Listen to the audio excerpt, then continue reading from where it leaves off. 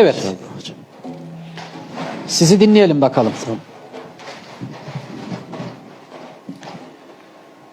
Öyle dertliyim ki dermanım yoktur. Hasretin kalbime saplanan oktur. Kapına gelmeye hiç yüzüm yoktur. Ne olur kapından çevirme beni. Kapına gelmeye hiç yüzüm yoktur. Ne olur kapından çevirme beni. Sultanım yanına gelmeye yüzüm yok. Kapından çevirme, gidecek yerim yok. Sendedir şefaat, sendedir vuslat, sendedir dermanım, sendedir hayat. Sendedir dermanım, sendedir hayat.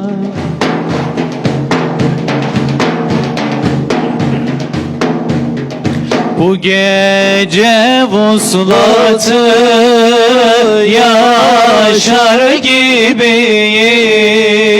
Çöldeki Mecnun'dan daha dertliyim.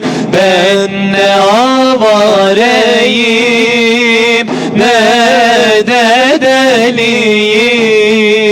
Şafakta vuslat var, yetişebilsem o yüce Resulü bir görebilsem.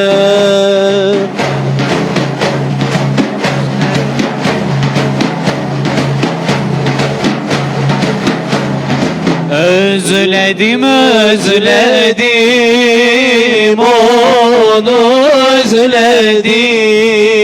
Onun hasretini kalbe gizledim.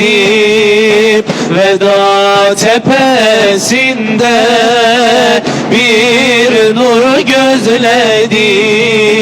Şafakta vuslat var, yetişebilsem o yüce Resulü bir görebilsem.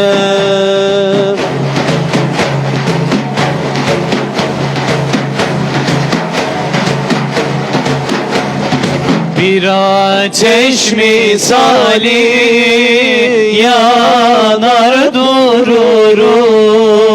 Yeşil yaprak olsam düşer kururum. Ağlayıp başımı taşa vururum. Şafakta vuslat var, yetişebilsem o yüce Resulü bir görebilsem. Evet, bu dünyada göremedik ama inşallah ahirette Cenab-ı Hak onu görmeyi bizlere nasip eylesin. Amin. Dua kabilindendir bu sözler. Bizim bu dünyada bütün amacımız, gayemiz Allah'ın rızasına nail olmak, Allah'ın sevgisine ve muhabbetine nail olup Resulullah'ı cennette görebilmek ve ona komşu olabilmek. Rabbim hepimize Bunu nasip eylesin inşallah. Hocam konumuz salavattı. Bir soru sormak istiyorum. Buyurun. Bolca salavat getirdiğimiz zaman Efendimiz rüyamıza girermiş. Öyle bir hadisi şerif mi vardı hocam? Evet. Yani hadis-i şerif değil de o tabii şu, bir insan, yani dünyada da bu böyle değil mi? Mesela biz gün içerisinde kimi çok zikrediyorsak, kimi çok anıyorsak, kimi çok yad ediyorsak gece rüyamıza o gelir. Şimdi dolayısıyla Resulullah'ı gün içerisinde çokça anan, çokça zikreden, gönlü onunla atan her bir insan için inşallah Resulullah onun rüyalarına gelir. Yani o şekilde